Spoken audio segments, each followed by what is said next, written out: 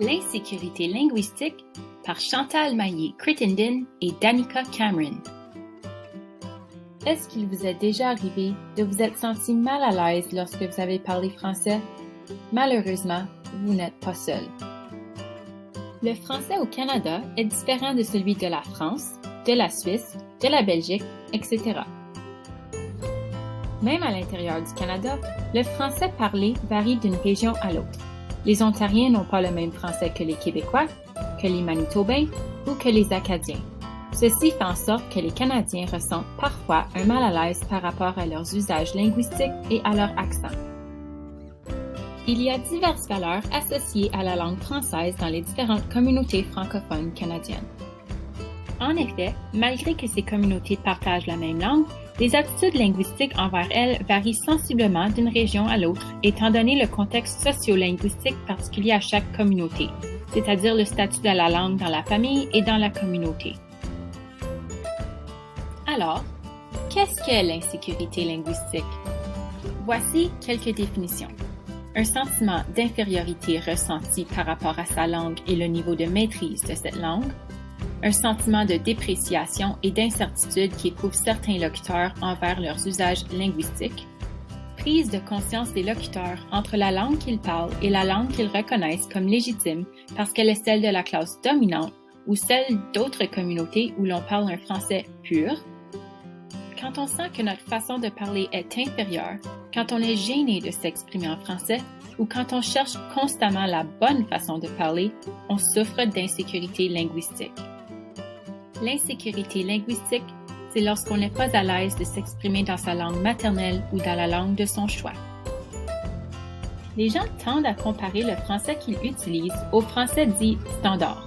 Le français standard correspond à la langue enseignée dans les salles de classe, la langue de la classe dominante, la langue écrite, la langue des communautés où l'on parle un français pur, la langue de Radio-Canada, par exemple. Le sentiment de capacité linguistique peut jouer un énorme rôle dans le sentiment de fierté ou d'angoisse envers sa langue. Voici ce qui peut mener à l'insécurité linguistique. L'insécurité linguistique provient d'un geste, d'une intervention ou d'un commentaire qui menace, blesse, humilie ou frustre quelqu'un d'autre par rapport à sa langue ou à sa façon de parler. L'insécurité linguistique est une forme d'intimidation, consciente ou pas, puisqu'elle constitue un jugement non seulement sur la langue, mais sur la culture et l'identité de la personne qui s'exprime en français. L'intimidation linguistique peut être présente dans tous les milieux. Dans les corridors, en classe, sur le terrain de jeu, dans la rue, au centre commercial et à la maison.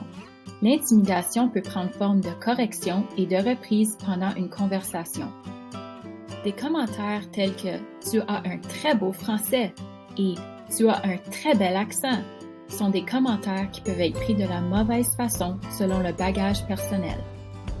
De plus, il est important de faire la distinction entre pédagogie et enseignement et correction et jugement afin de permettre l'apprentissage de la langue par la valorisation et l'encouragement, donc par le renforcement positif.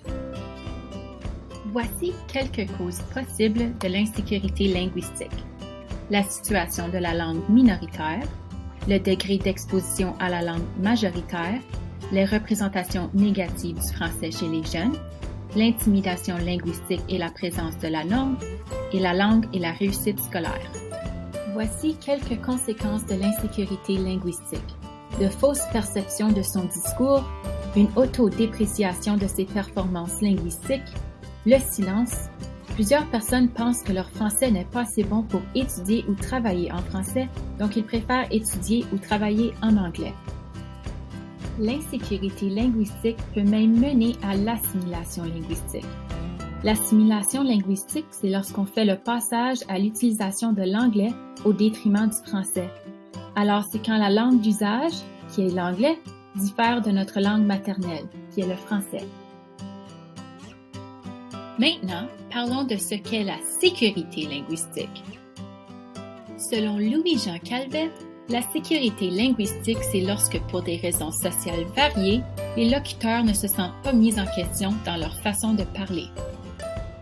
L'école peut jouer un rôle dans la sécurité linguistique en permettant une prise de conscience de l'existence d'autres accents francophones canadiens, en enseignant la distinction entre les accents, le français standard et quand utiliser quel registre de langue. Exemple, à la maison, entre membres de la famille autour de la table, on utilise souvent le français régional. Mais en entrevue, devant un futur employeur, on privilégie souvent un français un peu plus soutenu. C'est important de savoir quand utiliser ces différents registres. En valorisant le français comme langue de socialisation, en plus qu'une langue de travail, en donnant aux élèves des occasions de discuter et d'échanger entre eux en français dans un contexte de non-jugement. Et finalement, en donnant des modèles de différents registres sans juger bien sûr. Exemple, si un enfant dit « Mon père est allé au magasin avec son truck », l'adulte peut répondre en disant « Ah oui, quelle sorte de camion ton père conduit-il » Ici, l'enseignant donne le mot français pour « truck » tout en valorisant l'énoncé de l'enfant en lui posant une question. La famille peut aussi jouer un rôle dans la sécurité linguistique en étant tout d'abord un modèle positif et qui sème la confiance linguistique, en encourageant l'expression libre en français sans filtre et sans jugement, en valorisant le français comme langue de socialisation, en permettant de découvrir et d'approfondir sa connaissance de la culture francophone, de ses racines, et en fournissant à l'enfant des occasions d'entendre et de s'exprimer en français. Dans la francophonie, il y a beaucoup de diversité qui peut souvent être entendue par les accents. Votre accent en dit long sur votre histoire et votre provenance géographique. Tout le monde a un accent et tout français est bon. Soyez fiers de votre langue.